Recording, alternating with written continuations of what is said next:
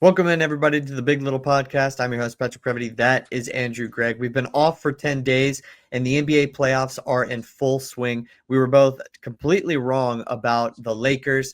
They were the Lake Show, and then they were a no-show in this series against the Minnesota Timberwolves. The Timberwolves won in 5 games. What went wrong?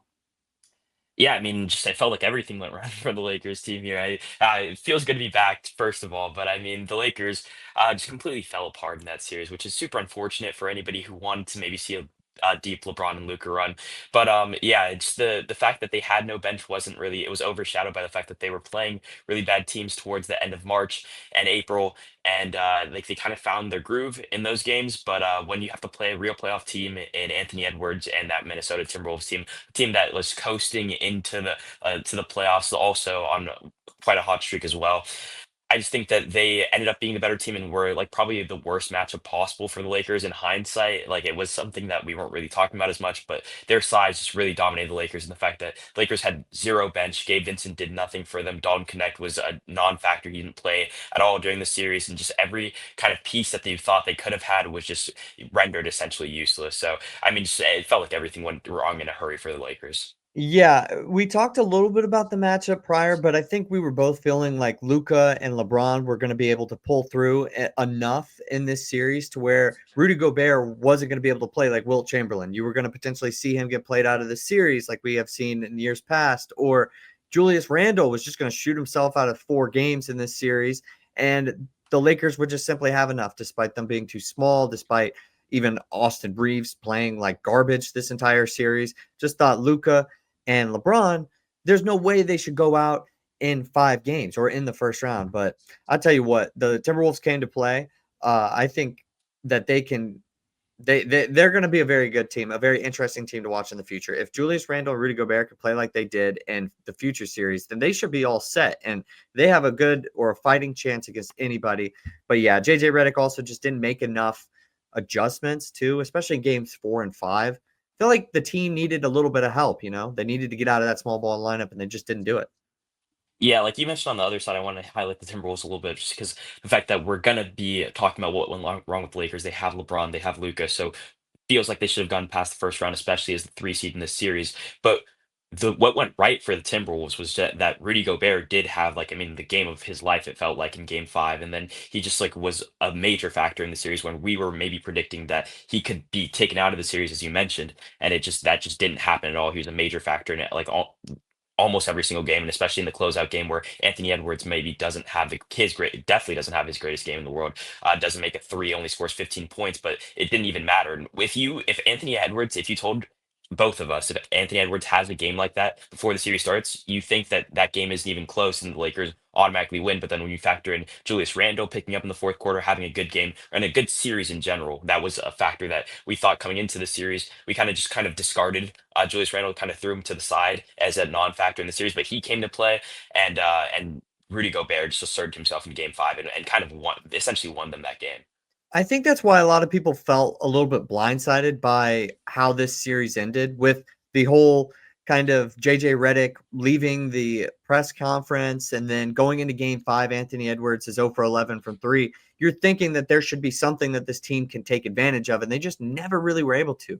I'm really, I, I'm really mad at Austin Reeves because I'm starting to think that he may not be able to be the third best player on a championship team right now. And or with the way that is constructed, with whether or not how good of a ones and twos Luca and LeBron are. I'm starting to think this team's got some real constructural issues that they're going to have to fix this offseason. Obviously, they need more of a bench and they need a center, but there were some major issues with this team. But yeah, like if you had told me prior that Anthony Edwards was going to play like that, I'm thinking the whole time the only way that this team goes through the Lakers is if Anthony Edwards literally wills them there. And obviously he did at parts of this series. He was amazing too, but it was really just like a team overall effort. And I wanted to pitch this to you really quick. I didn't know if you had something to say on what I just said, but I think there's some serious conditioning concerns with Luca. I don't even really mean to get into the whole he shouldn't have been traded, but I think this coming off season, let's get this wrapped up. Like, let's not have any more questions about this anymore. Yeah, I mean, I think that it trading with a guy like LeBron is going to be instrumental in kind of fixing that issue because it does feel like towards the end of the season he was dealing with injury, but like that is slightly to deal with the fact that he was a little bit unconditioned. You can see just a little bit about what the Mavs are getting at, not saying that they made the right decision. And I also think that this little umbrella that the Lakers are under right now needs to be like shadowed, I guess, by the fact that like they weren't supposed to be in this position this year. They didn't have their bench wasn't that strong. They lost the like I don't know how you want to stack him up at this point in LeBron's career, but probably possibly the best player on their team, Anthony Davis, and the way they just played around him, this everything kind of like it wasn't supposed to be this season. Like the Luca trade was supposed to be to building towards the future. Like everyone was like the reason why the on the Mavericks end this trade was so bad is because in 10 years when you look down the road, Luca's probably still going to be a Laker and he's going to be still averaging 30 points a game. And who will the Mavericks have? Like this wasn't supposed to be the season. The Lakers just caught fire, ended up grabbing that 3 seed, and they probably weren't supposed to be this good this early. But I mean, seriously, going into next season, there has to be conversations about how like Luca needs to like step up his like just off-season workouts and his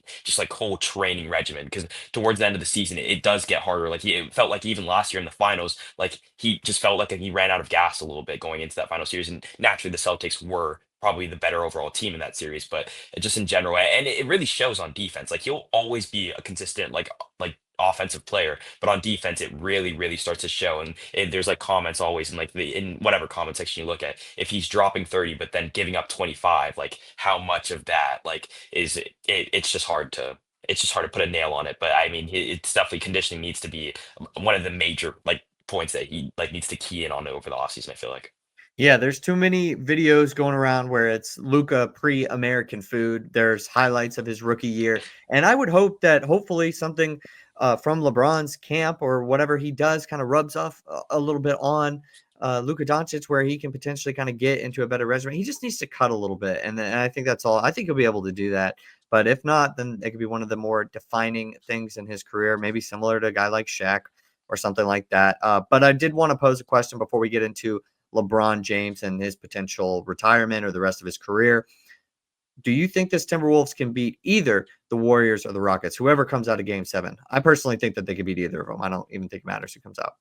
Yeah, I think we'll probably touch on this a little bit more as the playoffs roll around, but I think that this Timberwolves team has shown that with Anthony Edwards and just the way that they're playing basketball. I mean, Jane McDaniels has been their like it feels like their best defensive player, maybe aside from Rudy Gobert being like one of the best paint protectors we have ever seen. But like Jane McDaniels is their best perimeter defender, and the way they're built, like if like Jane McDaniels is guarding Curry, if Golden State comes out of this, or whoever, or Jalen Green, who's struggling in their series. Like I think that they match up really well, especially with Rudy Gobert possibly being able to do the exact same thing he did to the Lakers against a Warriors team, and maybe less so against the Rockets. But I think that they have a really good shot wherever this goes. I just want to maybe touch on Austin Reeves one last time. I know that he had a bad series, but I think that it was like you expanded on the fact that LeBron isn't who like he has been in years, and we'll get to that in like a second here. But then also Austin Reeves like typically hasn't had to play 40 minutes in the regular season. It's a different animal when you're playing such physical basketball for such extended periods of time. Where in game 4, I think it was, the starting five didn't even come out of the game in the second half. So I think that kind of expanded on the issues. But I think Austin Reeves is still a really good player. That's the final point I had on that. Will LeBron James retire? Now, I think he's got a couple more years. I think it would be shocking if in this offseason he said he was going to hang it up. What are your thoughts? What does the rest of his career look like to you? Yeah, I think we'd both be a little bit shocked if he called it quits after this season, just because of the fact that how this last series went down for him. I don't think that he wants to go out losing in the first round. Up until a few years ago, he had never lost in the first round in his career. So that was a point that maybe, and then also just the fact that it's LeBron James. He's contributed so much to the game of basketball and kind of deserves a retirement tour. But just for the personality that LeBron James is, it feels like he let people know before his last season, so that like if you want to give me a little like shower some praise here and there, have a head coach say something nice. Maybe you go on a Coach K run where they're giving you presents after every last game played somewhere. Everyone's applauding you in the crowd. Like I think that LeBron James might like want something reminiscent of that. But if it's not this season that he retired, like going into this offseason that he says he's going to retire, I don't see him playing another 3 more years of basketball. It just feels like playing. It was very clear in the series that Anthony Edwards was the best player in the series up until game 5. And then second to Anthony Edwards, even playing injured, was Luka Doncic. Like LeBron James can no longer command a series like it once felt like he could. He can have really good games, like if he had a 38-point game, but can he do that consistently anymore? It doesn't feel like it. And if he could, the Lakers probably wouldn't have lost in five. So I think that he's starting to see the light, and it's almost time for him to hang it up. But will it be this offseason? Probably not. But I don't see him playing another 3 more years. Just sounds like forever at this point. 40 LeBron James playing basketball at 43 years old just seems like a little bit of a stretch. Yeah, and I think that there's a certain amount of pride too, because it almost feels like a sin to say that he's not the best player in a series, or that Mhm. he's just not able to enforce his will and Not even top stretch a two, it felt series. like this Yeah, series. no, Yeah. exactly. And that was apparent in this series. And I felt like maybe the last couple of years it had to do with you could look over it because it was Denver. They have their number, and it's Jokic who's on an actual generational run. So it didn't really like felt like it hit you as hard as maybe this series did. And then obviously, yeah, he's 40. 3 years seems like too much. I just don't even know like where the NBA would be in 3 years, right? Like the entire landscape changes, and the Lakers organization is going to be completely different. So I almost can't even project that far out because I can't even fathom and what the NBA would look like. It's such a 24/7 kind of league. I just don't really see it. I give it 2 years, but definitely agree with you on the retirement tour. That's one of the things that kind of gets tiring after a while when you see it. But I gotta feel like LeBron James, he first of all, he deserves it, but also at the same time, I think he would want it. I think he'd want those presents. I think Kobe got like a fish, right? After a game one time. I don't remember if it was against Utah or whatever. But yeah, they give those crazy presents. Yeah, I just wanted to say like one thing, just going back to him not being one of the top two players in the series at this point, it feels like LeBron, like we don't really have the conversations anymore, at least as consistently on like First Take or where whatever other like sports talk show you want to talk about, where who's like the best 10 players in the league anymore. But LeBron James would probably have a hard time fitting into like those top 10 players at this point, just with how many great up and coming young players and just like maybe consistent players we've seen like Giannis, Nikola Jokic. I'm not going to go through a whole list here, but what I'm trying to make with this point is that Anthony Edwards and Luka Doncic are probably two of the players that are solidified in that top 10 list. And LeBron is maybe one of those fringe guys at this point. And it's really apparent when those guys are putting up crazy performances night in and night out, barring game five from Anthony Edwards. But still, like you get the point I'm trying to make here, where you see those top 10 guys at this point, like those young guys who can consistently dominate a series like LeBron James used to be able to. It feels like he falters in that department at this point. And as somebody who grew up watching LeBron as a Miami Heat fan, was able to see him in like the very prime of his career, it's a little bit sad to see, but it's just the stark reality of where we are in LeBron James' career.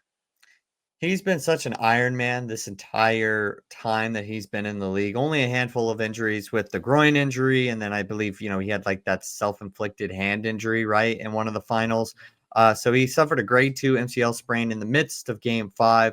I don't think that that would affect exactly how he views next season, but if there's potentially one or two more of these like nagging little injuries or something that happens towards the end of the year next year, I definitely could see him potentially weighing his options and seeing if he could get right back out there on the floor and be as good as he could possibly be.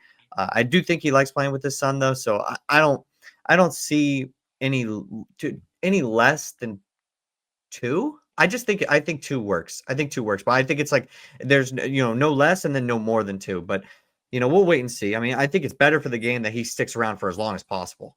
Yeah, I wouldn't be shocked if this coming off season you just evaluate all his options was like this the lot like I don't really want to play second fiddle to Luka Doncic for years on end. I think that this is gonna be the last season I play in the league and makes that announcement. But also, I mean, another underrated storyline is that his youngest son is actually at Arizona, just committed to Arizona maybe like a couple months back. So he could be in the league in a couple years, and maybe getting to play with both of his sons at some point as a Laker would be really, really cool to see. But I mean, I don't know that LeBron James has that long, and Bryce James is maybe a little bit more of a product than even Bronny was. So I don't know that that is even entirely possible, but we'll see. And I think that's just another interesting storyline going into the next coming years of LeBron James' career.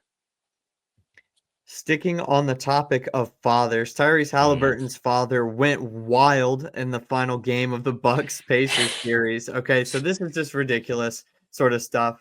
He goes out there on the court, kind of is waving the flag or the towel with Tyrese Halliburton's face on it, and it's right in front of Giannis. They get into it after the game. The entire Bucks collapse was right before that.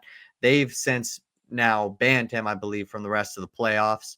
So home and away. Any initial thoughts on this, and then probably the end of that series?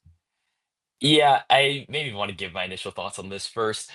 I think it's so funny what his defense was. Like he was Yes, like, I was seeing right through Giannis, like he wasn't screaming directly in his face. Like that whole argument just like was so like no one bought that for a second. And I think that the TNT crew wrapped it up pretty well when they were doing their broadcast on it immediately. Besides Shaq, obviously Shaq wants to be like the different guy every single time, but I mean, he was arguing that fans do it all the time, but like fans don't step on the court the way Tyrese Haliburton's dad did, and I think that you get a little bit more grace as the parent of somebody's like your son playing basketball as one of the best players on that team. You get a little bit more grace if that was naturally accepted by the whole league as fans doing that, but it isn't. He definitely was on his worst behavior and just like screaming at Giannis and saying like profane things to him, and Giannis commented it on the post game. Like there was nothing, no bad blood between him and Tyrese, but like it was just completely too far. And even Tyrese Halliburton would like stepped in and said, "My dad went too far." So I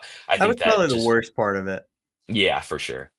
Yeah, Tyrese Haliburton having to say something after the game. Giannis had a pretty good response to it post game. I just going back to his response and what his excuse was doing it. Honestly, initially, yeah, I felt like bad for Giannis having to deal with all that and everything like that. Then people, pretty much after everything wrapped up and the dust settled, they were like, okay, well, like, is he going to come back to any Pacers games? And I'm thinking, well, I don't know what the actual logical like suspension or suspended indefinitely or whatever, banned indefinitely would be. But I'm not thinking, the entire rest of the playoff run. But then he went the next day or 2 days later and was like, yeah, I was just seeing through him and everything. And then that is when I was like, oh, like the accountability part here is maybe not, we don't see it just yet. We might have to see it after like a punishment that, like, if the Pacers can miraculously kind of get through the Cavs or whatever and get to the conference finals, he still probably can't be there just because he doesn't really get it. But yeah, the TNT conversation was really interesting because a lot of fans I think would just get punched in the face, but they don't really do it as much as you might think. Like fans are pretty ridiculous still in their own right, but going out on the court post game like that, it's really just media and family. And even then, like not everybody's family can get to the court that quickly to the point where the Bucks players are still walking off. So I thought that part of it was interesting. No, 100%. And then just touching on the end of the series, I think that it kind of just fell apart for the Bucks as soon as Dame got injured, which I mean, even before that, they were blowing leads and Gary Trent Jr. was fumbling over the basketball. So it just felt like it wasn't the Bucks series, which is a little unfortunate because I will hand up maybe didn't know ball a little bit there with kind of riding off the Pacers. But even then, I said it was going to be a tough series and don't discount the Pacers. But I just thought that with Dame coming back and everything surrounding the Bucks, having Giannis back from last year, where the Bucks had taken them to six last year, even without Giannis playing. I thought that the Bucks would just be a little bit too much and have the experience and everything. But I was wrong on that hand up. The Pacers took care of business in five. So I mean, good on them. But I just don't like see the Pacers making any type of run even based off this. And yeah, the Bucks are probably like all told, I still believe that the Bucks like if they're completely healthy are probably the better team, not blowing 20-point leads and fumbling in overtime. Like that if all those things don't happen, if Dame doesn't get injured. But I mean, this is really a question on like Damian Lillard's career is probably starting to run a little bit short as well. And then I just don't like the Celtics are just such a really good team. So I mean, we'll see how I mean The the Cavs, yeah. But Cavs, I yeah, agree. Yeah, yeah, but I don't either of think that those the teams. Pacers, I'll just go right out and say it, I don't think that the Pacers can even get more than one game off of the Cavs. I'll just go straight forward. I respect the Pacers team, but and I'm not making too many excuses for this Bucks team. I do think healthy, maybe it's a longer series, but this Pacers team played well. But yeah, that Bucks collapse. That's what's starting to make me think that potentially Giannis could be in trade talks, which I think leads us right into the very next topic that we have today. Giannis, this is kind of a disaster scenario, I think, for the Bucks because they drafted him, developed him, and he has brought this city, this team, this organization a championship. But they are in salary cap hell right now, and Damian Lillard just tore his Achilles. 3 straight playoff first round exits. Giannis, man, I think he's going to be on the move. Yeah, I don't know that it's as much as a definitive as the statement before made it sound like, but I think that that within the next couple years, if there were even, let's say, like the next year, if they don't seriously seem to like making noise in the playoffs, that they could consider maybe optioning off Giannis for the option of maybe rebuilding their team. Because I don't think that this is, we are talking about this like on a call, that this is a retool situation just because of the fact that Damian Lillard is making so much money throughout the next couple years. And with that injury being as serious as it is, like if that's just like a sprain or even like a fracture or like anything else, it's like maybe recoverable, but a torn Achilles is like it's like only a couple people have ever even come back from that. And then how effective will he be once he does? How long will the injury take for him? Like there's just so many question marks with that, and he's still making so much money. You can't, even if you were able to attract free agents to like a city like Milwaukee, who are you attracting there? Are they good enough to for that team to take its next step? And with the Cavs, and we'll see what happens with the Celtics in the offseason, but the Cavs being there for it feels like an extended period of time, like they're gonna have to run through so many obstacles, and just with the East in general being pretty good at where it is.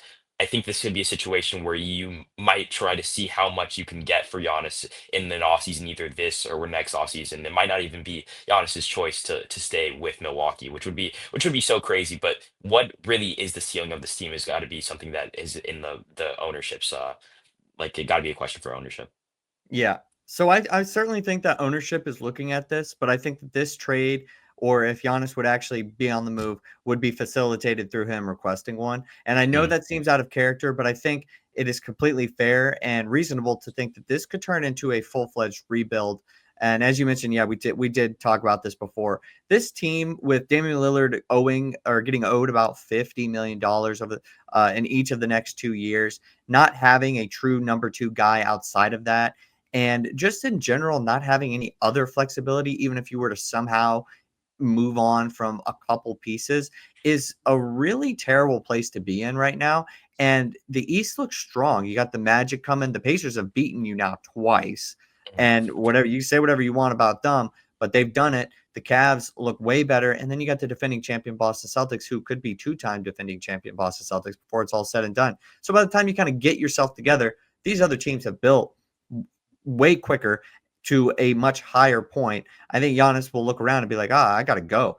And I think that there's some very interesting teams, some possibilities. A lot of people throwing out some different stuff. I've heard Rockets, Warriors, Thunder. I think the Thunder package would be something very interesting, like what they could offer. They'll probably offer more than anybody else. I don't think they'd really be all that interested, which I know sounds crazy, but I think they just love their assets so much. But if you could potentially tap into some of the stuff like in the future. Maybe you do that if you're the Bucks, but I like the Warriors. I think it's fun, but I don't think they can afford it. And then the Rockets have been just thrown around with everybody, including Kevin Durant. Yeah, I think the top two destinations at this point, if you're just going off the top of your head, would have to be the Rockets and the Thunders because of how many assets both of those teams do have. I think Ime Udoka commented on something hinting at the fact of like maybe shaking things up in the offseason. And even he said maybe keeping around the young core is good, but they have so many young players, and maybe not all of them are going to flourish in Houston. Maybe shipping some of them out would make sense, especially for a player like Giannis that could put them very close to, if not over the edge. So I think that that makes sense. Also, I mean, the Thunder just have still so many draft picks and so many young players that would Yeah. make sense to like their rebuild. They should be in the middle of their rebuild, and they're at the top of the Western Conference. So, I mean, I that makes those picks a lot less appealing. But even so, I mean, if they're owned, like not all of them are owned by the Thunder, but still, like for like you mentioned with the Bucks side of this, I think it's just it's tough for them because it'd probably have to come from Giannis just because the fact that the fan base would be in an uproar if it came from ownership that they were just going to decide to ship him off instead of it coming from him directly. But something has to be done about that situation because about all those teams you mentioned, the East looking so much stronger than it has been in past years, and it can't just be Giannis dominating night in, night out. That's not going to win you a championship anymore. So, I mean, he's done it before where he's had just great series after great series and led them to a championship. But at this point, with the Celtics, with the Knicks, with the Pacers who've just beaten them twice, it's going to need to look a little different in Milwaukee, and I don't think that they can do that. With any trades that they're going to be, they don't have any assets to really trade, and I don't think that they're attracting any really major free agents. Yeah, I'm glad that you mentioned the Knicks. I did also want to give some love to the Pistons because obviously those two teams just played in a series together. They're also very solidified, I think, for at least the next couple of years to be pretty competitive in the Eastern Conference. Some other trades that I just tried to pull up really quickly, some destinations that I have seen coming from the Athletic. All three of these, they do mention the Rockets. They mention Giannis to San Antonio, and that also requires the Pelicans and as like the third team in that three-team trade. They send Zion to the Bucks. Very interesting. I don't know exactly what the want is for the Pelicans or how much they want to end up trading Zion, but could be something there, especially if you get a lot of that Spurs capital that they have right now. Giannis to Philly. This includes like Paul George, Jared McCain, and a ton of first round picks going to the Bucks, and the Sixers just straight up getting Giannis. And Toronto, Scotty Barnes, RJ Barrett, Grady Dick, 27 first, 29 first, 31 first, 28 pick swap, 30 pick swap, and the Raptors get Giannis and Kyle Kuzma. That's one heck of a haul if you're the Bucks, and that's what it's gonna take if you're gonna talk to one of these teams and they really want to get Giannis. It's gonna take that type of trade package. Yeah, if I was Giannis, and I know in his contract he doesn't, but if I had a no trade clause, I would not waive it for the Toronto Raptors. Unfortunately, me and Kyle Kuzma are not dominating in Toronto, and I don't know. The situation there is probably just equally as bad as if you put him on like the Buck situation right now. So, I mean, some of those are definitely sound interesting. I like maybe I can you go over like which one you thought would be like the most interesting aside from like the Rock because I there was a I don't couple think thrown the out Philly there. one. I don't think the Philly one makes any sense at all. I think I like Jared McCain. I don't think it makes sense. It's too many picks. And I mean, not too many picks, but just doesn't make really a ton of sense for Philly right now. That's a full reset. Mhm. Well, I don't know. I guess they get Giannis. I mean, it's a full reset for the Bucks, and I don't know if they want to go that far. I think they need one It's more good young player. I like the Spurs one for Giannis from his perspective. The Bucks getting Zion, I think, is interesting because they really just invest in a current really good player, an all-star level player. They get that 25 first from the Spurs, but that's via the Hawks. And then they get 27 first round pick swap and 29 first round pick from the Spurs. I think that's the best possible spot among these teams for Giannis is the Spurs. The Rockets one is a mess of a trade that would not happen because you got Sangoon going to the Blazers, who are the third team in that deal. And then you got Amen Thompson, Jalen Green, Ken Whitmore, Donovan Clingan. 25 first from Phoenix, 27 first from Phoenix, which who knows where that is going to be. 29 first, most favorable of Milwaukee, Portland, or Washington, all going to the Bucks. That might be even too much, but the Rockets get Giannis and then Jeremy Grant. That one didn't make much. That one's just too complicated for me to really understand. Philly is interesting. I think that's of all the teams that benefit the most would be Philly in that sort of scenario, like the opposing team. And then the Spurs, I think, for Giannis. yeah, in that Philly scenario, they keep Embiid now. Yeah, yeah, they keep him beat, so they would be fine. I was looking at it Yeah. more so from the Giannis perspective, and I stumbled over that a little bit. But yeah, I think or from the Bucks perspective, yeah, Paul George, Jared McCain, and then the 25 first. Maybe the 25 first is pretty decent. So we'll have to see where some of these end up. I think the lottery is very this trade is very dependent on how this lottery shakes up.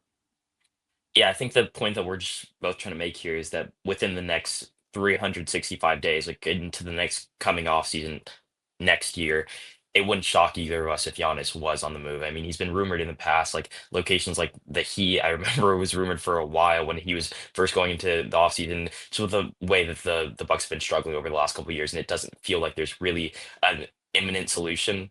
It feels like the Bucks just might need to reset, which is super unfortunate because and this is essentially like a homegrown. What was he like picked in like the late lottery, if not like the mid teens, and kind of just was able to flourish as a Buck. But I mean, at some point, like when it's not working, it's not working. You have to look around. You're like who you've got, and is this better than a second round team at this point? Probably not. Do you see even in an all healthy team? Do you see this team beating either of the Celtics or the Cavaliers? Probably not. So you got to start looking internally and seeing where you can shake things up as the Bucks organization. And for Giannis, he wants to win too. Like he doesn't want to keep on being asked these silly questions after getting bounced in the first round every single year.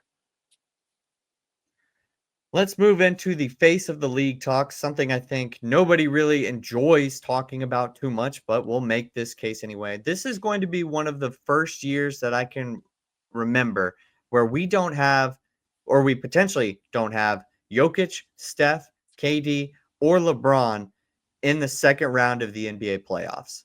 I would say that those are kind of the main guys of the league right now, but there are definitely a handful of other candidates, such as Shea. A lot of people don't really say Tatum or Doncic, uh, but Anthony Edwards is the next guy to take that mantle. He's already said no, but when all the dust settles, maybe in a couple of years, can he be the true face of the NBA?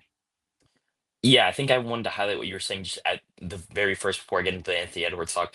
I think it's really funny that like the league is embracing the fact that they kind of don't have a face as of right now, just because of the fact that like the advertising, the commercials that they're doing, where it's like it's not about who's next, it's about who's now. Like they have like Tatum and Anthony Edwards and all these like different players, kind of like broadcasted as like possibly the new like next wave of the league, and the kind of broadcasting it that is this isn't going to happen in a few years, this is happening actively right now, just shows the fact that like the old generation really is getting old, where LeBron is probably going to retire in a couple years. Steph is like on his dog days. So, and then transitioning that into what could be coming up, I think that Anthony Edwards, like obviously has said that he doesn't want to be the face of the league at this point. But it might just happen naturally where he doesn't have to be like that big spokesman that LeBron is and tackling every issue and doing everything that LeBron has done in the past, but just like out of sheer entertainment for basketball and like wanting to watch Anthony Edwards game, I think that that's probably unmatched, especially in the playoffs. In the regular season, a little bit less so. Like some of the games can get a little bit boring. Watching Minnesota Timberwolves basketball isn't always like must watch TV, but in the playoffs, I can't name more than one other team where like they come on and I'd rather watch them than a Minnesota Timberwolves basketball game, which is really funny to say because the play style in which they play at, it's not like the most appealing to the eyes. They play really, really hard defense, a really, really gritty basketball team. But Anthony Edwards just has a finesse about him. 3-point shot is he's coming to his own, making the 3-point shot. And you can say whatever, you can like it or dislike it, but he still does attack the rim. He still does have those highlight plays. And that's what you really need to become a face of the league. And it feels like if it's not going to be him, we're really lacking the department of who else could it be. Just because I mean, Wemby's definitely a name that's got to be thrown out there, especially when he starts getting into the playoffs. But the other guys that are on this list maybe aren't as exciting as Anthony Edwards, and it feels like if Anthony Edwards has it clicking, he is the full package. So definitely one of the guys to look at as one of the faces of the league coming within the next 1 or 2 years, maybe three at most.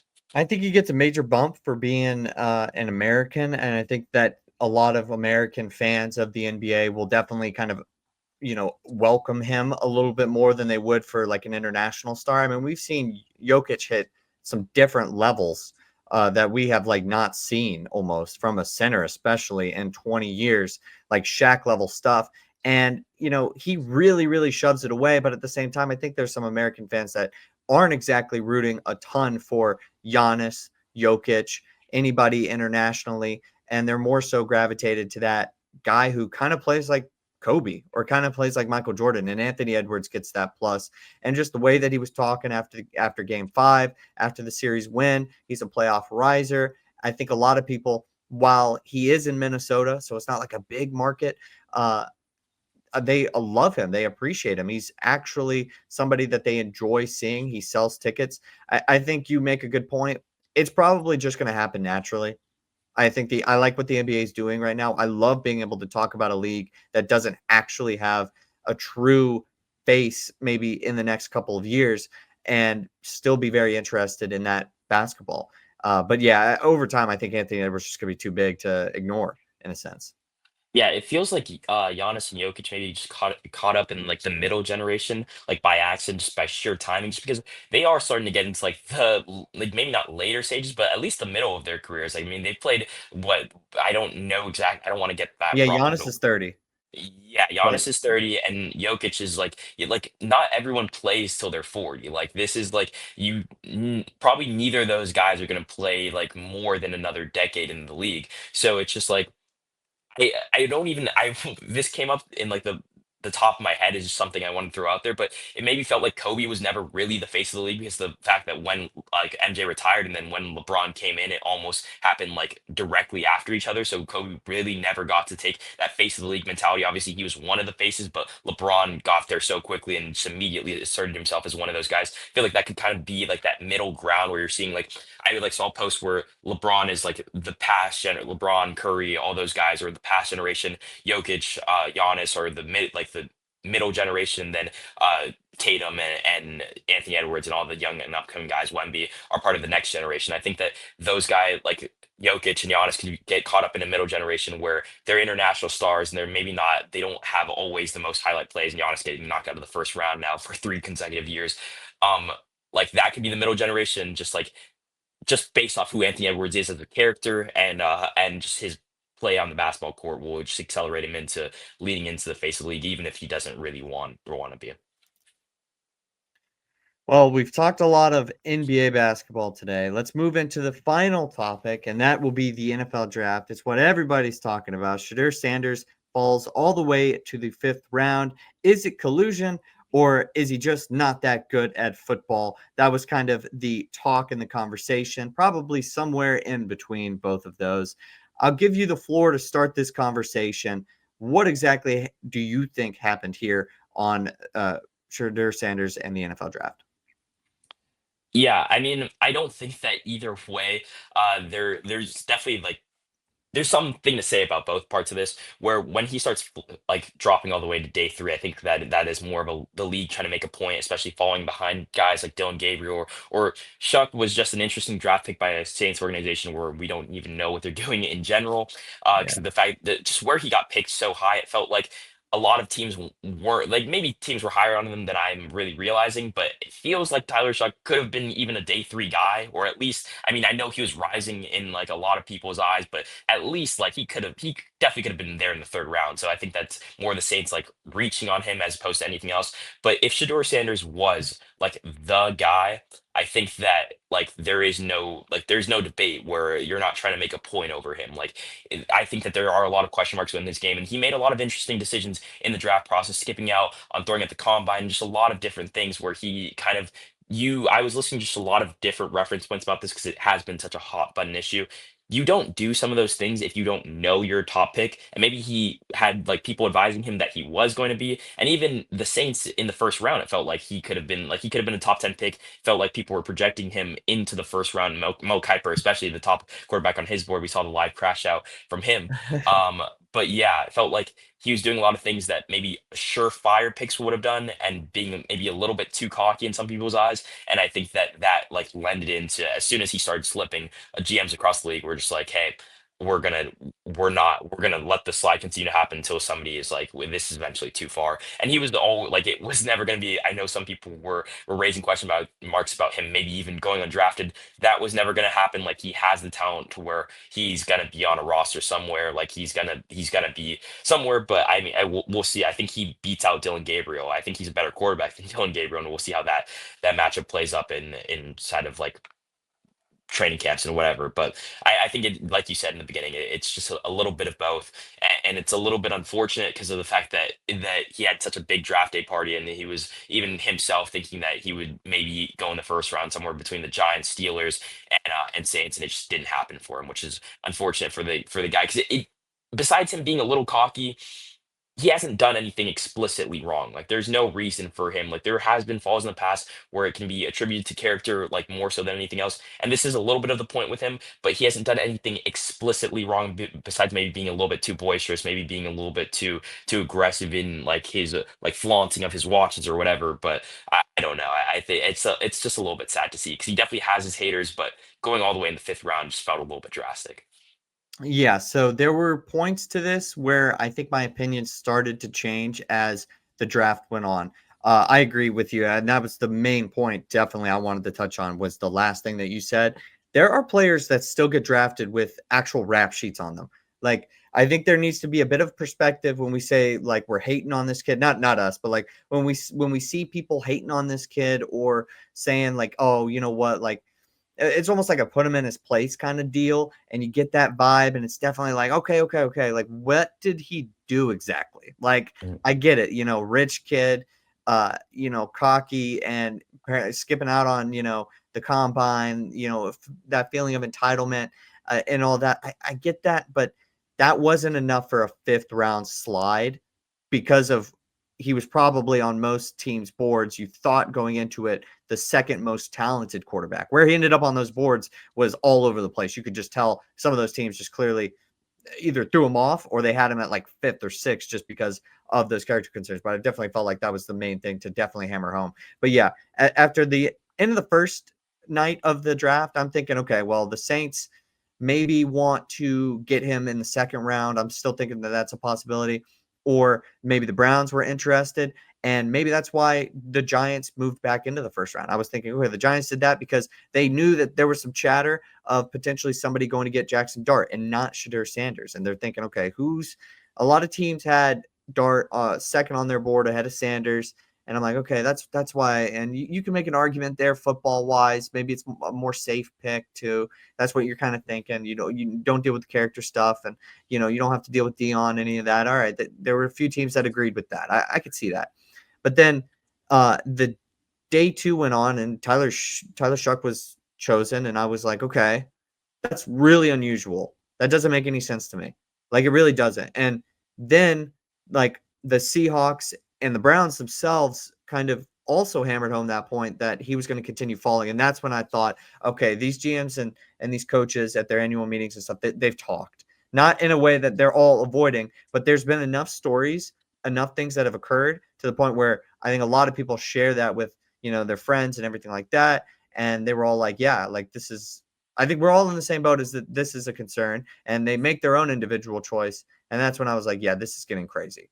This is insane. And I'm happy that the Browns at least circled back and said that you know, he was just way too far down at that point in the draft to pass up. But some of these teams, specifically the Saints, I think maybe made a decision that potentially could get that front office fired.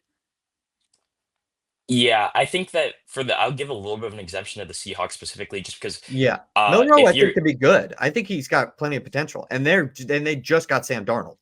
yeah, I don't know that I even believe in Milrow that much, but just the fact that if you're gonna take a quarterback in the like, well, what they took Milrow in the third round, I think that for what Shedeur Sanders is, he probably is a little bit too much for a quarterback that is like not. You don't want to give Sam Darnold any. They're trying to do whatever with Sam Darnold. They gave him receivers and they want to like. It looks like Sam Darnold is their guy. Is the point that I'm trying to make here. And Shedeur Sanders maybe shakes that up a little bit. Like it turns into questions about, is this a quarterback competition? I think you get a little bit less of that with Milrow. So I think that between the Saints, obviously the Browns ended up selecting him, but the Browns, the Steelers, and the Giants, those are the four teams where it really felt like you could make a case where they really need a quarterback, and Shedeur Sanders could maybe fit that mold. And the Saints specifically might have just like made a really big mistake. I mean, we'll see. I'm personally not that high on Shedeur just in general, but I was not that high on him as a first round quarterback. Going all the way in the fifth round, just being able to take a flyer on him. There's a lot of fourth round guys that don't pan out. There's a lot of fourth round guys that do pan out, but that can just be chalked up to we took a shot on him. You know what I mean? Once it starts getting to the third and fourth round, it's just like there is like it just feels like there's a set agenda here, and it's just a little bit unfortunate for, especially because of what he had to deal with throughout the weekend. Obviously, it starts out so high with like the draft party and everybody being there for him, and then it like the vibes just consistently start to get a little bit lower, and then the prank call and everything like that. It's just his weekend just progressively got significantly worse, and you think that is attributed to maybe Deion Sanders being his father a little bit and everything surrounding that, which that's less on him and just his surroundings, which is unfortunate for anybody. Yeah, I honestly completely forgot about the prank call thing. But yeah, I think the NFL is going to get that figured out. I don't know what they're going to do. Maybe give each potential draft pick a burner phone or something, or some sort of like maybe those calls to these prospects aren't going to be a thing anymore. I don't know. But they're going to figure that out because there were too many guys who got prank called in this one too. Yeah, I think a point that I want to make about the burner phones thing is that it's like so much like it would be so much cooler to see like a genuine reaction to getting like drafted live. I saw a point on this made on Twitter, and I think it'd be fun. I don't know if they'd actually ever consider doing this, but like those calls can be like made after the fact. You know what I mean? Like obviously everybody's celebrating. It might take a second after. So getting the logistics behind all of that figured out, but being able to see your name called like live and not really knowing would be really, really cool to see like some of the players' genuine reactions. I think would make for just like maybe a better product of like the draft. Because obviously like everyone's excited and everyone's hyped up, but they know before the fact that they're going somewhere. You know what I mean? So just being able to like possibly eliminate the phone call beforehand, being able to, for like players to be able to see like a live reaction to them being picked and like their just genuine raw emotion. And then like having the phone call after where it's like welcome, that could just be a very easy solution because you know, like if you see it on the TV, you know you're being drafted. It's not a prank anymore. Yeah, yeah. Hey, it's a real thing. You know what? That's not too bad. I think the only thing, and maybe part of the reason why they moved away from it was just simply because phones more accessible. Everybody's calling each other, all that sort of stuff. Like you call on a mobile device, it's very easy way to get into contact with a lot of these draft guys. So, and you don't want them just waiting at every bated breath. But when they do actually hear their name called, it's probably a pretty special moment. Last thing on the Shedeur Sanders stuff. I think the overall feeling, and I think it's right, is that clearly he didn't help himself. There were major concerns that he just simply didn't address in the draft process, and he fell. But the further that he fell, the more questions ended up coming up where it was like not at all just what he did, but also what were these teams looking for, asking for, and did they potentially let some of those concerns overshadow the actual amount of talent that he does have, which may not be first round talent, but it was pretty much, I think, undoubtedly at least second round talent.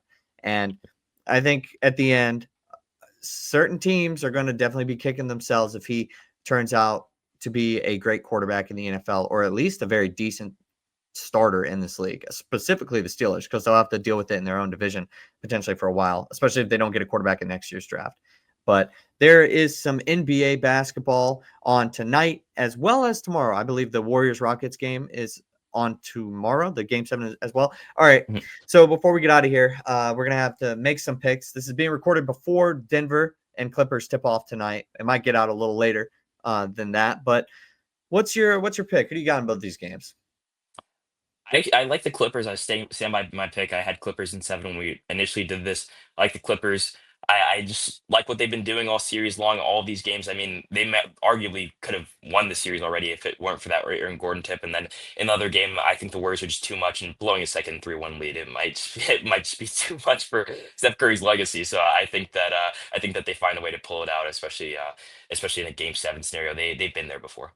Yeah, I got to be honest. I'm not one of those guys who says like a legacy talk may need to be had after a first round exit, but 2-3-1 leads. I mean, it would be kind of tough. I know people are going to start saying that with Steph Curry. I'm going to go just the complete opposite. I'm going the other way.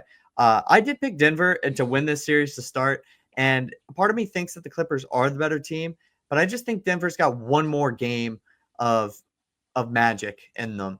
I really do. I've trusted them more than I trust the Clippers. And if it's going to be a do or die scenario, I'm going to take the Nuggets. And then as far as the Rockets and Warriors are concerned, I said this to you earlier in this series. I was worried about how sustainable the Golden State Warriors style of basketball is. The center is back, bro. The center is back in the NBA. And I'm buying the Rockets. They're winning these games without Jalen Green. And that's probably the most, from an actual basketball perspective, the most promising thing about this Rockets team is that they can withstand him not playing all that well. And then Steph clearly with that thumb, and they're going after it. I think it's working. Unless they can tap into somebody on that bench with size.